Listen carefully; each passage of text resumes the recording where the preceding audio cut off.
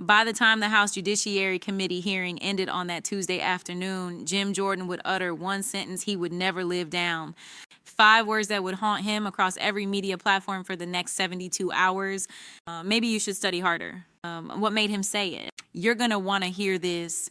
The hearing room on March 14th was packed wall to wall with press, staffers, and spectators who had come to watch the House Judiciary Committee examine allegations of political bias in federal law enforcement. Jim Jordan, the committee chairman, sat at the center of the raised platform, his shirt sleeves already rolled up before 9 in the morning, his trademark posture of a man who believes he owns every room he enters. To his right sat 3 fellow Republican committee members. To his left, the Democrats, including Congresswoman Jasmine Crockett of Texas, who had been on the committee for less than 2 years. Jordan had spent the previous week on Fox News calling the hearing the most important oversight session of the year. He'd promised explosive testimony. He'd guaranteed bombshells. And now, as the cameras positioned themselves and the lights came up, he surveyed the room with the satisfied expression of a prosecutor who believes the verdict is already written. When Crockett entered and took her seat, Jordan leaned over to a colleague and said something that made both men smile.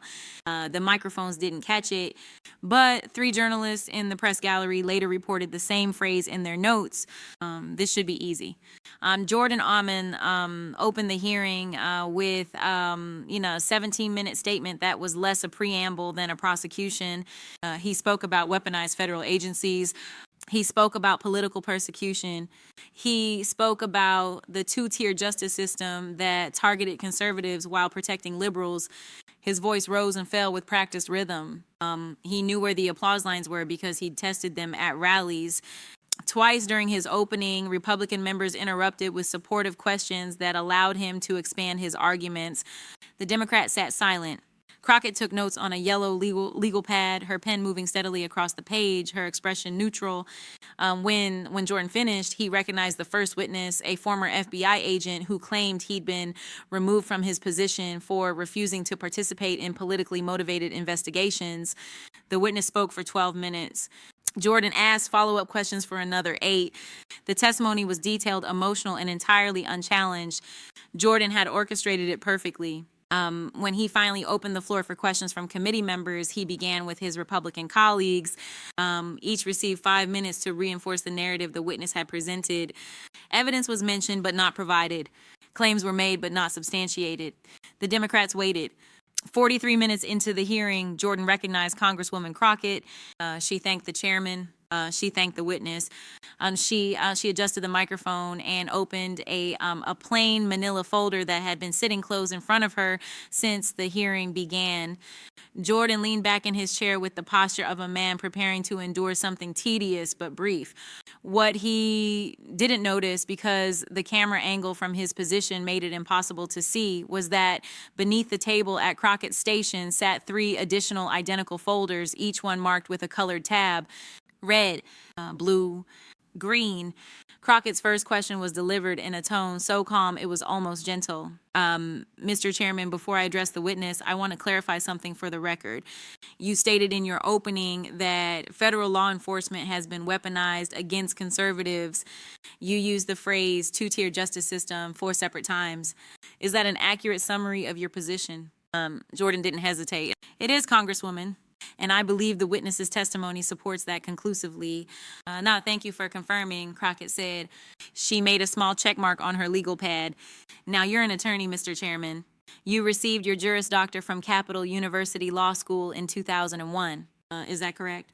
Jordan's face registered the first flicker of confusion at the shift in direction, but he recovered quickly. It is. Though I'm not sure what my education has to do with today's testimony. I appreciate your patience, Crockett replied.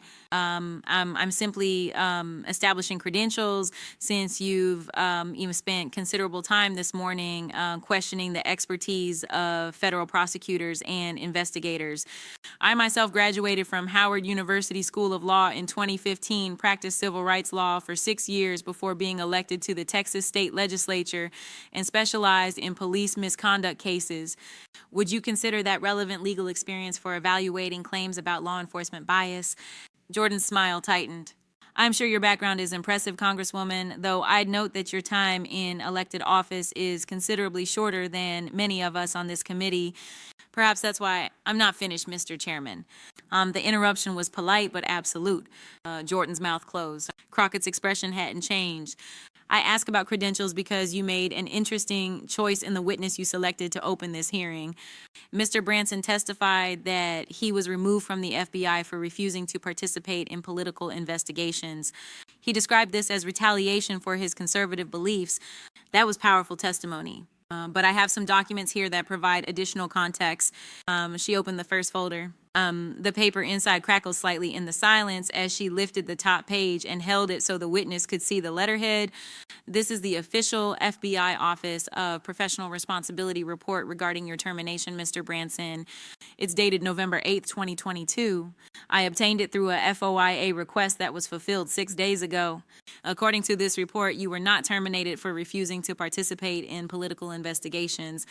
You were terminated for falsifying evidence in a mortgage fraud case. Specifically, you altered interview notes in the case file after the interviews had been conducted and submitted. 3 of your colleagues reported the alterations to your supervisor. Would you like to respond to that? The silence that followed lasted 8 seconds. Branson's face had gone from composed to pale. His hands, which had been resting confidently on the table, moved to his lap. Jordan leaned forward, his eyes on the document Crockett was still holding. That report is based on anonymous allegations, Branson said finally. I was never given the opportunity to. It's not anonymous, Crockett said quietly. The 3 agents who reported you are named on page 4. Special Agent Patricia Morrison, Special Agent Carl Henderson, Special Agent James Kwan. All 3 signed sworn affidavits. All 3 offered to testify under oath about what they witnessed. Your supervisor recommended termination after a 3-month internal investigation that included interviews with 12 personnel and a forensic examination of the case file metadata showing when the notes were altered and from which computer. Your own computer, Mr. Branson. Would you like me to read the metadata report into the record? Jordan's knuckles were white on the edge of the table. Congresswoman, I don't know where you obtained that document, but its authenticity is questionable at best. The FBI has been known to fabricate. Crockett reached beneath the table and lifted the second folder. This one was thicker. The red tab was visible to everyone in the room. This is the internal correspondence between the FBI Office of Public Affairs and your own Judiciary Committee staff, Mr. Chairman. Emails dated between January 10th and February 22nd of this year. In these emails, your staff requested a list of former FBI personnel who might be willing to testify about political bias in the Bureau. The FBI Public Affairs Office responded with 8 names. Mr. Branson was not among them. On February 28th, your staff sent a follow-up email specifically asking about Mr. Branson's availability and whether his termination was related to political retaliation. The FBI response, which I have here from Associate Director Klein, states clearly, quote, Mr. Branson was terminated for cause following an OPR investigation into evidence tampering. His termination was unrelated to any political matter. We do not recommend him as a credible witness on Bureau practices, end quote. You received that email on March 1st. Today is March 14th. You called him to testify anyway. The room had gone completely still. The only sound was the soft mechanical whir of cameras adjusting focus. Jordan opened his mouth, closed it, opened it again. The FBI would obviously protect themselves by, I'm not finished, Mr. Chairman. Crockett's voice had not risen. It had become quieter. Something in that quietness was more commanding than volume. You stated in your opening remarks that there is a 2-tier justice system. You said it 4 times. I counted. You said conservatives are prosecuted while liberals are protected. So I did some research, Mr. Chairman, because unlike some people in this room, I actually read the documents before I cite them. Senki and see, Senmaimi, she opened the 3rd folder, the blue tab. Inside was a spreadsheet printed across 2 pages that she unfolded and placed flat on the table where the committee camera could capture it. This is a comprehensive list of federal corruption prosecutions initiated by the Department of Justice between 2021 and 2024. It includes the party affiliation of every individual charged, the charges filed, and the outcome. I compiled it from DOJ press releases, court records, and news reports. All sources are cited in the footnotes. Would you like to know what I found? Jordan said nothing. His jaw was set. His eyes were on the spreadsheet. Crockett continued without waiting for an answer. In that 3-year period, the DOJ initiated corruption charges against 47 individuals holding or formerly holding elected office. 26 were Democrats, 21 were Republicans. Of those 26 Democrats, 19 resulted in convictions or guilty pleas. Of the 21 Republicans, 17 resulted in convictions or guilty pleas. The conviction rate is statistically identical, 81% for Republicans, 73% for Democrats, an 8-point difference that falls well within normal variance for prosecution outcomes. If there is a 2-tier justice system, Mr. Chairman, the data does not support your claim. What the data does support is that corrupt officials of both parties are being prosecuted at nearly equal rates and with nearly equal outcomes. That's not political bias. That's just math. Somewhere in the press gallery, a pin dropped. The sound was absurdly loud in the silence. Jordan's face had progressed from white to red, a flush creeping up from his collar. Those statistics are manipulated. You're cherry picking a time frame that I used your time frame, Mr. Chairman. You specified 2021 to present in your opening statement. I use your own parameters. Crockett's hands rested flat on the table, completely still. But let's talk about cherry picking since you raised it. You called Mr. Branson as your opening witness to establish a pattern of FBI retaliation against conservatives. But you didn't mention that in the past 5 years, the FBI has opened investigations into corrupt officials in both parties, resulting in the prosecutions I just outlined. You didn't mention that 3 of the most high-profile FBI investigations in the past 2 years involved Democratic officials: Senator Martinez in New Jersey, Mayor Whitmore in Detroit, Congressman Ellis in California, all Democrats, all prosecuted. You didn't mention them because they don't fit your narrative. That's not oversight, Mr. Chairman. That's theater. Jordan's voice, when he finally found it, was louder than it needed to be. Congresswoman, I don't appreciate being lectured on oversight by someone who's been in Congress for less than 2 years. Maybe if you'd spent more time studying the institutional history of this committee instead of grandstanding with, maybe you should study harder, Jordan said, the words coming faster than his judgment. Before you accuse this committee of, he stopped. The room knew, he knew. Those 5 words hung in the air like something physical and breakable. The cameras caught it. The press gallery caught it. The live stream caught it. And maybe you should study harder in delivered with contempt to a woman who had just presented 3 folders of meticulously documented evidence that dismantled his entire hearing.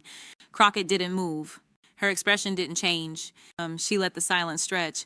5 seconds, 10, 15. Someone in the gallery coughed and the sound was like a gunshot. Finally, she spoke, and her voice was so quiet that every microphone in the room strained to capture it. Mr. Chairman, I studied your record before I came to this hearing. I studied every oversight hearing you've chaired in the past 18 months. I studied your press appearances. I studied your committee reports. And I studied the law because, unlike some people in this room, I take my oath seriously. She reached beneath the table one final time and lifted the last folder, the green tab. This is your voting record on oversight legislation for the past 3 years. In 2022, you voted against increased funding for the FBI's Internal Affairs Division. In 2023, you voted against a bipartisan bill that would have required the Bureau to report quarterly on political affiliation statistics in its investigations, which would have provided exactly the kind of transparency you claim to want. And last month, you voted against a measure that would have mandated independent review of all politically sensitive cases. You had 3 opportunities to actually build the safeguards you claim are necessary. You voted no on all 3. Not because you want oversight, Mr. Chairman, because you want a talking point. Jordan's hand came down on the table hard enough that the microphones picked up the impact. That is a gross mischaracterization of, it's your voting record. It's public. Would you like me to submit it into the hearing record? She didn't wait for an answer. Mr. Chairman, you began this hearing by questioning the integrity of federal law enforcement. You brought a witness who you knew had been fired for tampering with evidence. You ignored a direct warning from the FBI that he was not credible. You cited a two-tiered justice system that your own time frame disproves. And when confronted with documentation, you told me to study harder. I have a law degree from Howard. I practiced civil rights law for 6 years. I've represented clients who were actually victims of law enforcement misconduct, not people who falsified evidence and got caught. So with all due respect, Mr. Chairman, I've done my studying. The question is whether you've done yours. The silence that followed was absolute. 23 seconds. The timestamp on the C-SPAN feed would later confirm it. 23 seconds during which Jim Jordan, chairman of the House Judiciary Committee, sat frozen at the center of the raised platform, his mouth slightly open, his hands gripping the table edge, unable to produce a single word in his own defense. His face had gone from red to something approaching purple. His eyes moved from Crockett to the folders on her table, to the cameras, to the press gallery, and back to Crockett, searching for an exit that didn't exist. When he finally spoke, his voice had lost all its earlier certainty. We'll take a 15-minute recess. He didn't wait for objections. He stood, the scrape of his chair against the floor, brutal in the silence, and walked toward the side exit with a speed that was just short of running. 2 Republican committee members followed him. The rest sat motionless, staring at their own notes as though the answers to what had just happened might be written there. Crockett remained in her seat, her hands still resting flat on the table, her 4 folders arranged in a neat line in front of her. She did not smile. She did not look at the cameras. She simply sat composed and still while the room erupted into frantic whispered conversations and the press gallery began frantically typing. When the hearing reconvened 18 minutes later, Jordan's opening statement was notably absent. He recognized the next witness without preamble, his voice flat, his earlier bluster gone. He did not look at Crockett for the remainder of the session. When her turn came to question the second witness, she asked 3 calm procedural questions about federal sentencing guidelines, entered 2 additional documents into the record, and yielded the remainder of her time. She didn't need it. The point had been made. By 6 that evening, the 23-second silence had been clipped and uploaded to 17 different social media accounts. By 9, it had been viewed 4 million times. By midnight, Maybe You Should Study Harder was trending on 3 platforms, almost always accompanied by footage of the 4 folders, the spreadsheet, and Crockett's absolutely neutral expression as Jordan's face progressed through its entire color spectrum. News outlets called it the most devastating exchange of the congressional session. Legal commentators called it a masterclass in preparation. Political analysts called it a turning point in how the Judiciary Committee conducts oversight. But in the hearing room that afternoon, as Jordan fled to the recess that he called 13 minutes ahead of schedule, none of that had happened yet. What had happened was simpler and older than social media. A powerful man had dismissed a woman he believed he could ignore. He'd questioned her credentials. He'd suggested she was unprepared. And she had responded not with anger, not with rhetoric, but with 4 folders of documents he could not refute, questions he could not answer, and a composure he could not match. She had taken his contempt and turned it into the weapon that destroyed him. Crockett gathered her folders as the room emptied, placing each one carefully back into her briefcase. A young staffer approached and asked if she needed anything. She thanked him and said she was fine. She didn't feel triumphant. She felt tired. Because this wasn't victory, this was accountability. And accountability shouldn't require this much work. It shouldn't require a woman with 3 law degrees worth of preparation to be taken seriously by a man who'd brought a discredited witness and a manufactured narrative. But that was the job. Document everything, prepare for everything. Be twice as good to be considered half as competent. She'd known the rules since law school. Today, she'd simply played by them better than the person who wrote them. As she left the hearing room, a journalist from the Washington Post called out a question about whether she'd coordinated with the FBI. She stopped, turned, and answered with the same calm she'd maintained throughout the hearing. I didn't coordinate with anyone. I read publicly available documents and submitted standard FOIA requests. That's called research. It's what we're supposed to do. The journalist scribbled frantically. Crockett walked on. Behind her in the now empty hearing room, the chairman's seat sat vacant, the microphone still on, picking up nothing but silence. You questioned my qualifications, Mr. Chairman. You suggested I study harder. But I'm not the one who called a witness fired for evidence tampering. I'm not the one who ignored warnings from the FBI. I'm not the one who claimed bias and then voted against every measure that would have made that bias measurable. You came to this hearing with a narrative. I came with receipts. And that, Mr. Chairman, is the difference between theater and oversight. The cameras are off now. The press has left, but the record remains. 4 folders, 3 FOIA requests, 1 spreadsheet, and 23 seconds of silence that will follow you for the rest of your career. Not because I humiliated you, but because you humiliated yourself the moment you assumed preparation was optional and contempt was strategy. The law doesn't care about your assumptions. It cares about evidence. And today the evidence spoke for itself.